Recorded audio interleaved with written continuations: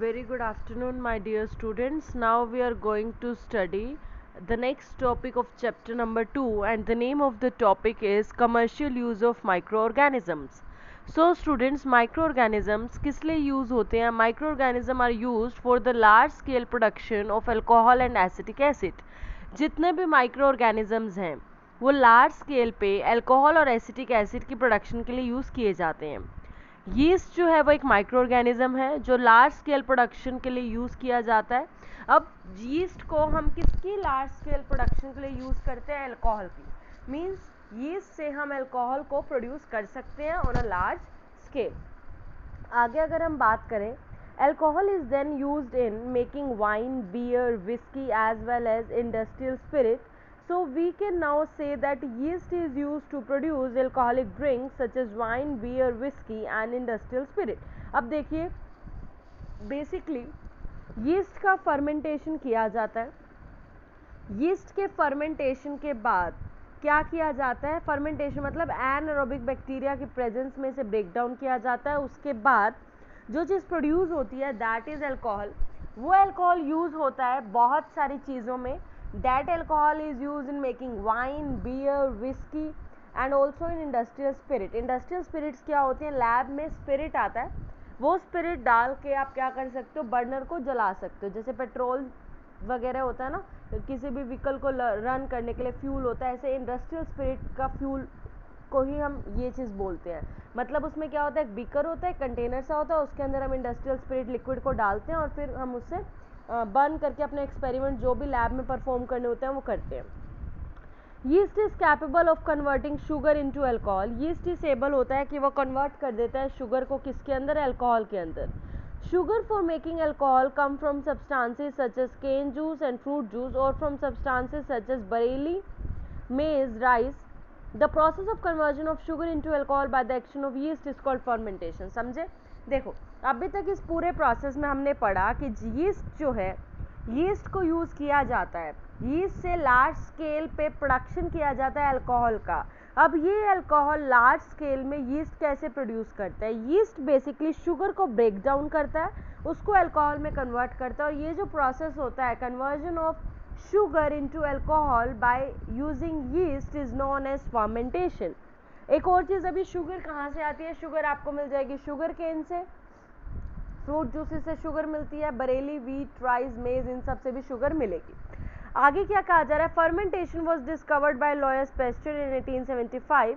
In order to make alcohol, yeast is grown on natural sugar present in grain like barley, maize and fruit juices. Yeast converts sugar into alcohol. This alcohol is then used for various purposes. We can now carry out the process of alcoholic fermentation in the laboratory.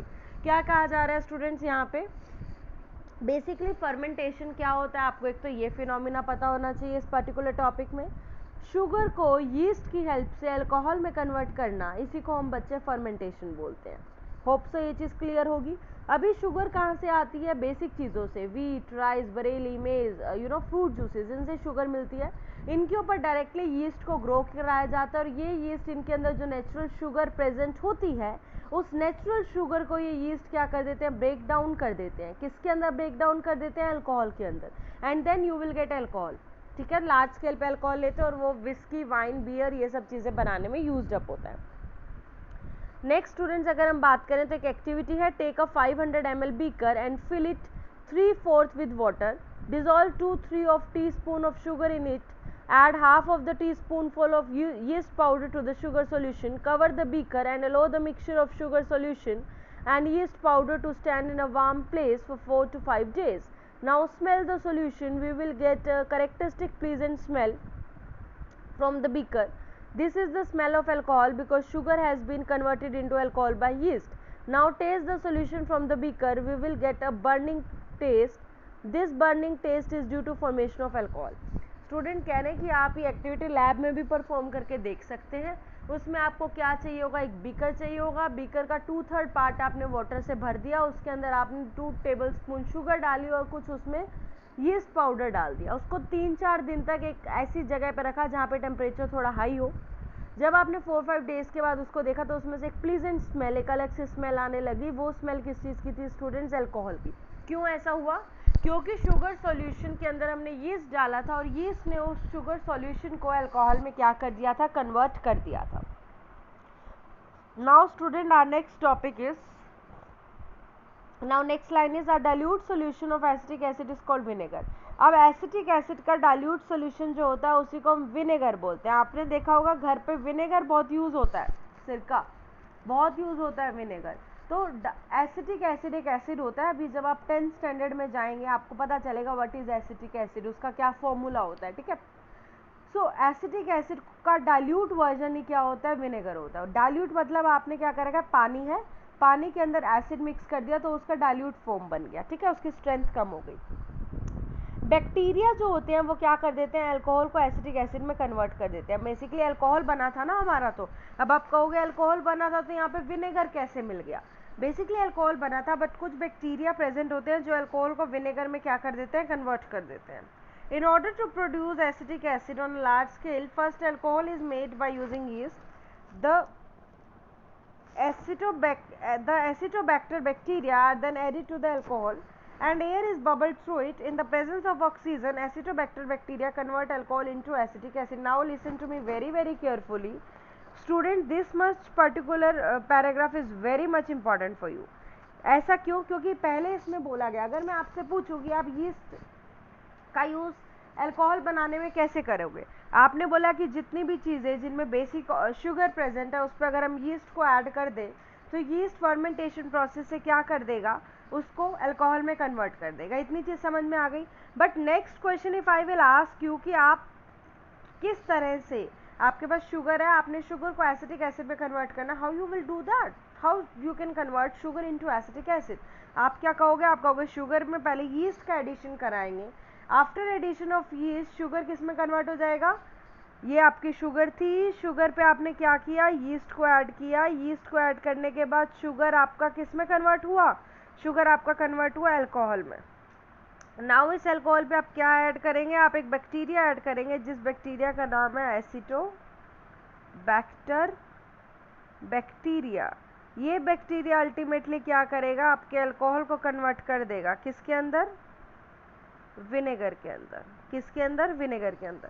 So this is the basic phenomena जो हमने इस particular paragraph में cover किया. Now our next topic is medicinal use of microorganism. जो हमारा students next topic है वो ये है कि मेडिसिनल यूज क्या होता है माइक्रोऑर्गेनिजम्स का. What is the medicinal use of microorganism. तो देखिए, a medicine which stop the growth or kill the disease causing microorganism is known as antibiotic. बाहर से जो मेडिसिन लेते हैं उन्हें हम एंटीबायोटिक बोलते हैं. ऐसा क्यों, क्योंकि अगर कोई माइक्रो ऑर्गेनिज्म हमारी बॉडी में एंटर किया है तो वो कुछ ना कुछ डिसीज कोज करेगा. बट अगर हमने बाहर से एंटीबायोटिक ली, वो एंटीबायोटिक का क्या काम होता है कि जो भी डिसीज कोजिंग पैथोजन, जो भी माइक्रो ऑर्गेनिज्म हमारी बॉडी में एंटर किया है, after taking that particular antibiotic उस माइक्रो ऑर्गेनिज्म के साथ फाइट करेगी, उसको किल करेगी और अल्टीमेटली उस पर्टिकुलर माइक्रो ऑर्गेनिज्म की ग्रोथ को स्टॉप करेगी और हमारी बॉडी को प्रिवेंट करके हमें क्या करेगी, उससे, उस पर्टिकुलर डिसीज से क्योर करेगी. उसके बाद अगर नेक्स्ट लाइन देखें, the source of antibiotic medicine are micro organisms. Basically जो एंटीबायोटिक माइक्रो ऑर्गेनिजम्स हैं वो जो एंटीबायोटिक्स हम लेते हैं मार्केट से एज अ मेडिसिन, वो एंटीबायोटिक कैसे बनती है, उनका सोर्स भी क्या है, माइक्रो ऑर्गेनिजम्स ही हैं. माइक्रो ऑर्गेनिजम्स की हेल्प से उन एंटीबायोटिक्स को क्रिएट किया जाता है. After that we consume that antibiotics and ultimately वो एंटीबायोटिक्स हमारी बॉडी में जाके जो भी माइक्रो ऑर्गेनिजम्स हमें हार्म कर रहे हैं उनके साथ फाइट करेगा और हमें अल्टीमेटली क्या करेगा, क्योर करेगा. उसके बाद the antibiotics are manufactured by growing specific micro organism. These days large number of antibiotics are being produced from micro organism such as fungi and bacteria. These days large number of antibiotics are being produced. अभी आज के time में बहुत सारी antibiotics produce हो रही है और बेसिकली किसकी हेल्प से एंटीबायोटिक्स प्रोड्यूस हो रही है, फंगी और बैक्टीरिया की हेल्प से. कुछ कॉमन एंटीबायोटिक्स जो फंगी और बैक्टीरिया से बनी है वो कौन सी हैं, जैसे कि penicillin, streptomycin, erythromycin and tetracycline. Nowadays many antibiotics are being made synthetically. Synthetically का मतलब लैब्स के अंदर सिंथेटिक लेवल पे, आर्टिफिशियल लेवल पे एंटीबायोटिक्स को क्रिएट किया जा रहा है. Many different antibiotics now available to treat wide variety of disease.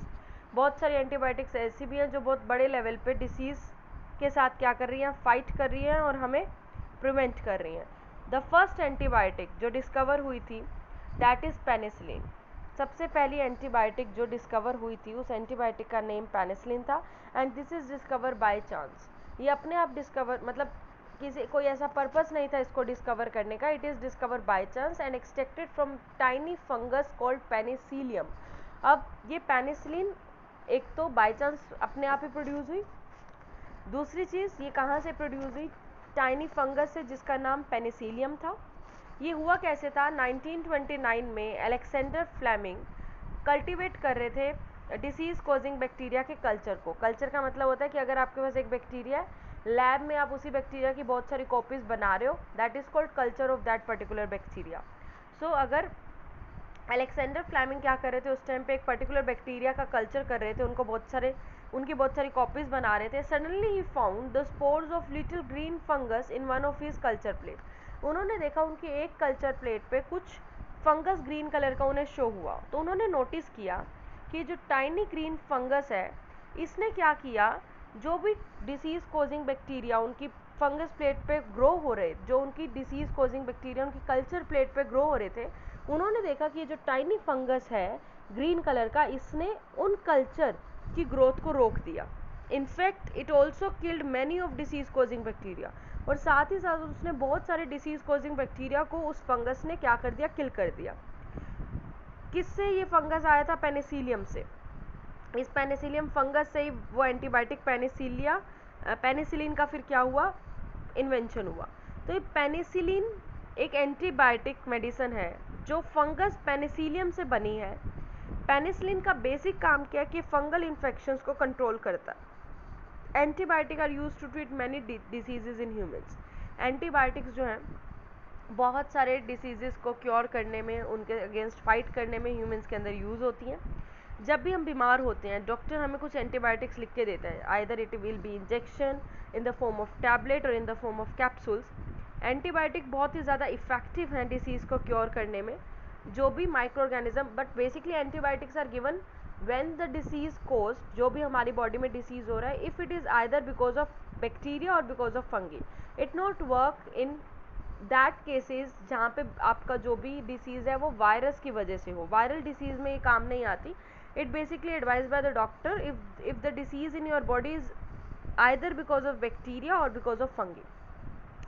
Antibiotic however not effective against diseases caused by virus. For example, antibiotic cannot be used to cure diseases. मतलब अगर आपको common cold हुआ या कोई किसी तरह का flu हुआ या वायरल फीवर हुआ, उन पर्टिकुलर केसेस में आपको एंटीबायोटिक्स नहीं दी जाती, बिकॉज हर वायरस के अगेंस्ट हर वायरस के अगेंस्ट, बैक्टीरिया के अगेंस्ट, फंगी के अगेंस्ट, प्रोटोजोआ के अगेंस्ट, इनके अगेंस्ट, क्योंकि इनकी मशीनरी अलग है तो इनके अगेंस्ट अलग अलग ड्रग्स को, अलग अलग तरह की चीज़ें इन्वेंट की गई हैं इनको किल करने के लिए। तो वायरल डिसीज़ अगर आप है तो उसमें आप फंगल डिसीज़ या फिर बैक्टीरियल डिसीज़ के अगेंस्ट जो हम प्रिकॉशंस लेते हैं उनको नहीं ले सकते।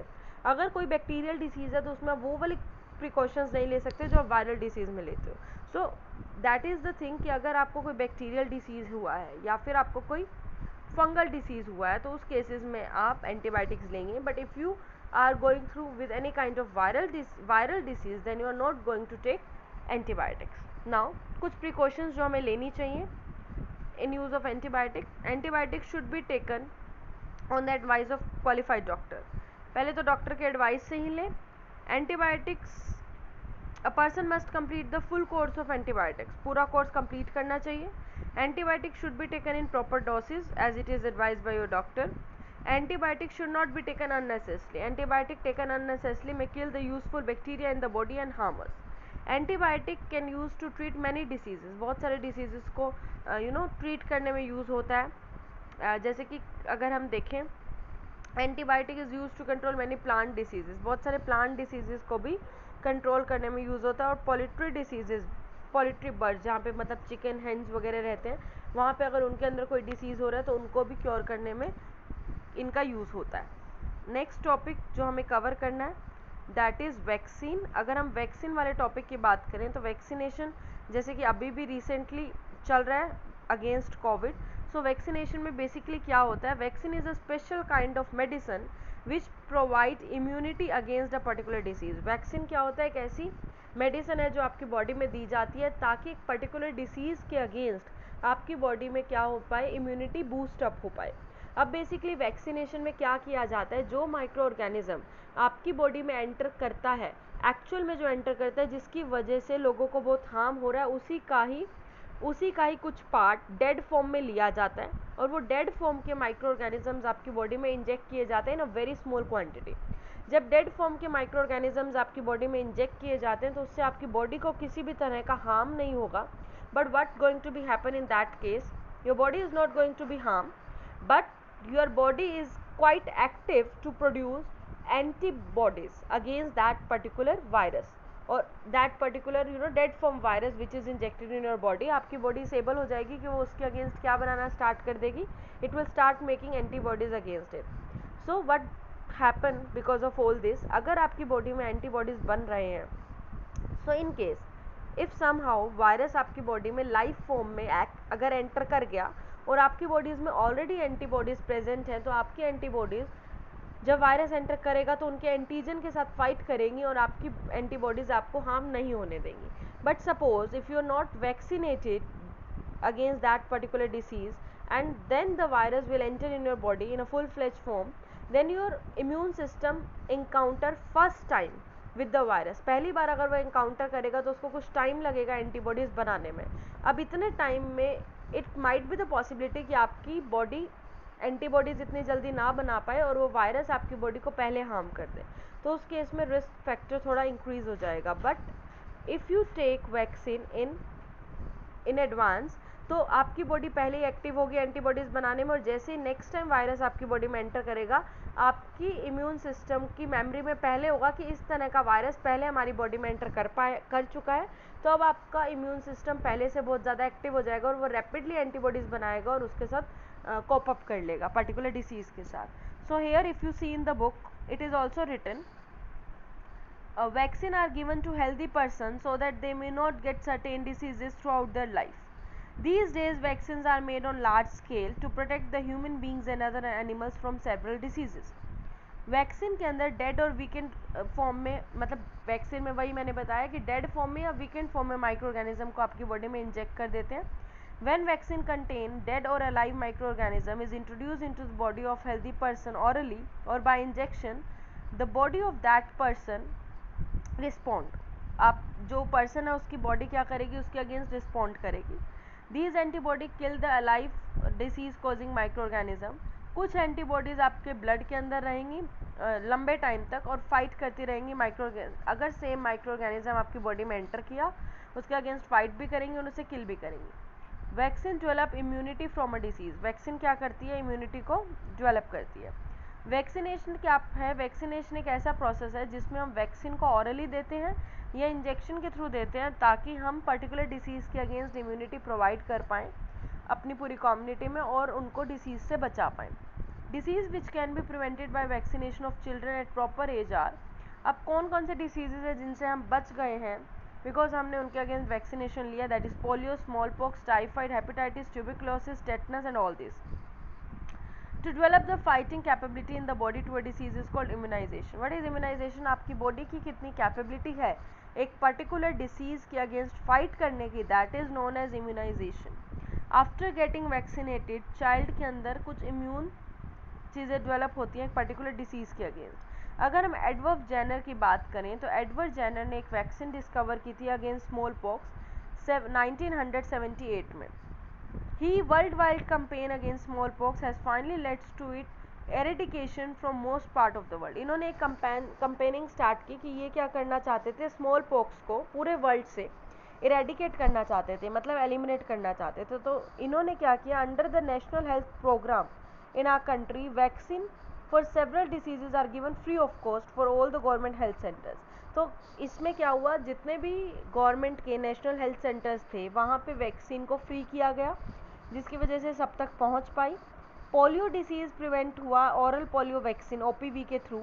Many times we see advertisements on TV and newspaper कि हमें अपने चिल्ड्रंस को पोलियो से बचाना चाहिए under the polio pulse programme by giving them polio drops. तो polio drops given to the children are actually a vaccine जो उनको पोलियो से बचाता है। बिकॉज पोलियो डिसीज़ में अर्लियर क्या होता था, बच्चों की बॉडी पैरालाइज हो जाती थी, मेनली लेग्स वाला पार्ट पैरालाइज हो जाता था, तो ये बहुत बड़े लेवल पे होता था। बट जब इसकी वैक्सीन बनी, वर्ल्ड हेल्थ जितनी भी हमारी नेशनल कम्युनिटीज़ हैं, गवर्नमेंट हेल्थ सेंटर्स हैं, वहाँ तक पहुँची, फ्री ऑफ कॉस्ट ये सबको अवेलेबल होनी स्टार्ट हुई, और लोगों की अटेंशन के लिए, लोगों के अंदर ये चीज़ इस मैसेज को देने के लिए बहुत सारी एडवर्टीजमेंट कंपनीज ने भी बहुत हेल्प किया, जिसके थ्रू ये सारी चीज़ें एडवर्टाइज हुई।